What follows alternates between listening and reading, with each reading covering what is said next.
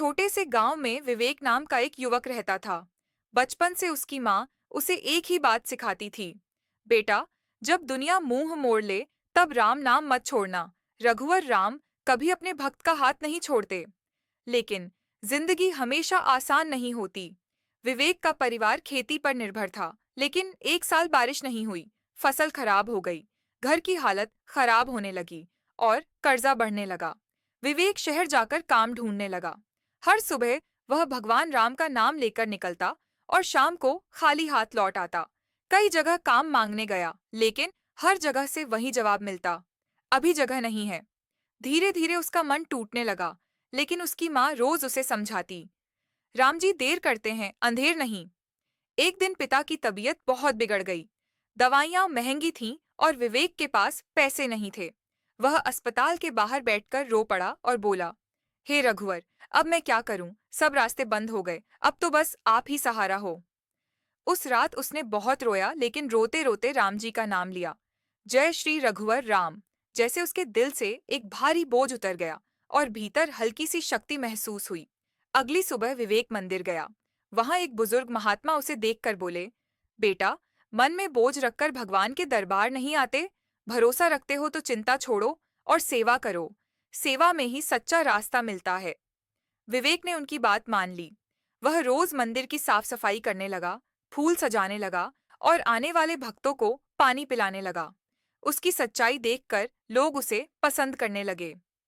एक दिन शहर के बड़े व्यापारी मंदिर में दर्शन करने आए। उन्होंने विवेक की सेवा देखकर पूछा, बेटा, क्या तुम नौकरी ढूंढ रहे हो? विवेक की आंखें भर आईं। उसने कहा, जी, बहुत समय से कोशिश कर रहा हूँ। व्यापारी मुस्कुराए और बोले, कल से मेरे गोदाम पर काम शुरू कर दो। यह राम जी की पहली कृपा थी। विवेक ने गोदाम में काम शुरू किया। वह हर काम ईमानदारी और मेहनत से करता। सफाई, सामान की लिस्ट, ग्राहकों से बात, सब कुछ। धीरे धीरे व्यापारी का भरोसा उस पर बढ़ता गया। कई महीनों बाद विवेक को सुपरवाइजर बना दिया गया। उसकी तनख्वाह भी बढ़ गई। उसने सबसे पहले अपने पिता का इलाज करवाया। घर की हालत धीरे धीरे सुधरने लगी।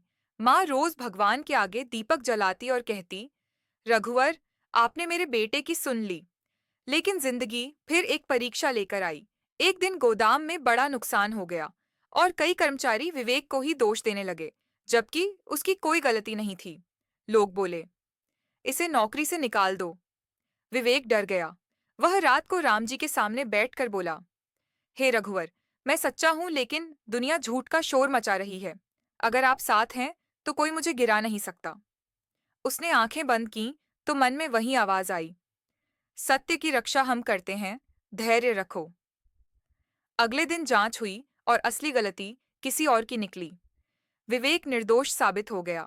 व्यापारी ने सबके सामने कहा, राम जी ने इस लड़के को बचाया है। आज से यह मेरी कंपनी का मैनेजर है। सब तालियां बजाने लगे। यह राम जी की दूसरी कृपा थी। अब विवेक अच्छी नौकरी में था, घर में सुख था और सबसे बड़ी बात, उसका विश्वास मजबूत हो चुका था।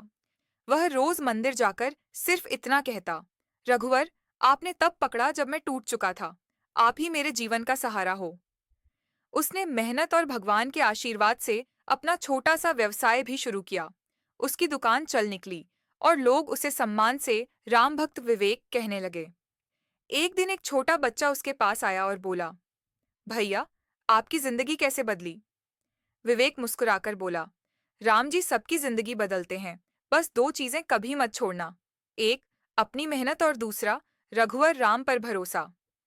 बच्चा मुस्कुराता हुआ चला गया और विवेक आसमान की तरफ देखकर बोला, धन्यवाद रघुवर, जब कोई नहीं था तब आप थे, जब रास्ते बंद थे तब आपने रास्ता खोला, जब मैं गिरा तब आपने उठाया। सच में मेरे रघुवर, आप ही सहारा हो। अंत में यही संदेश है, जब दुनिया आपकी सुनने को तैयार ना हो, तब रघुवर राम पर भरोसा कर लेना, क्योंकि इंसान गिराता है पर भगवान हर बार संभाल लेते हैं।